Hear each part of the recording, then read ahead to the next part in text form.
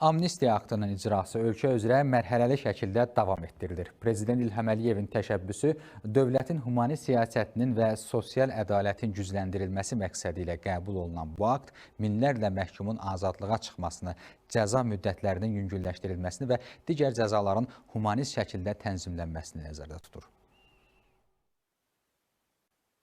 Konstitusiya və suverenlik ili çərçivəsində qəbul edilmiş ölkə prezidenti cənab İlham Əliyev tərəfindən Milli Məclisə təqdim edilən amnistiya qərarı 19 dekabr 2025-ci il tarixdə qəbul edilərək müstəqillik dövründə ölkəmizin ən geniş miqyaslı qərarı kimi tarixə düşmüşdür.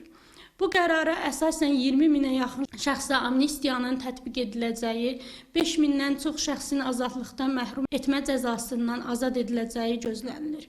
Bu yanaşma öz tarixi yaddaşına və milli yaddaşına, tarixi ədalətə münasibətini bir daha nümayiş etdirir.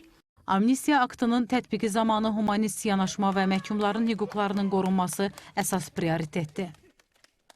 Bütün bu atılan addımlar insan hüquqlarına göstərilən rəğbətin, insan hüquq azadlıqlarının ölkəmizdə ali dəyərə sahib olduğunu nümunəsidir, göstəricisidir. Ölkə prezidenti cənab İlham Əliyev tərəfindən həyata keçirilən humanist cəza siyasəti, cəzanın fərdiləşməsi istiqamətində atılan addımlar bu gün müasir çağırışlara və beynəlxalq standartlara uyğun həyata keçirilir. Qarışıq rejimli cəza çəkmə müəssisəsində də amnistiya aktı mərhələli şəkildə tətbiq olunur. Burada 128 məhkuma akt şamil olunub. Azadlığa buraxılması nəzərdə tutulan 57 nəfərdən 35-i artıq azadlığa buraxılıb. İlk mərhələdə sərbəst buraxılanlar arasında qadınlar, yaşlı şəxslər və əcnəbi vətəndaşlar da var.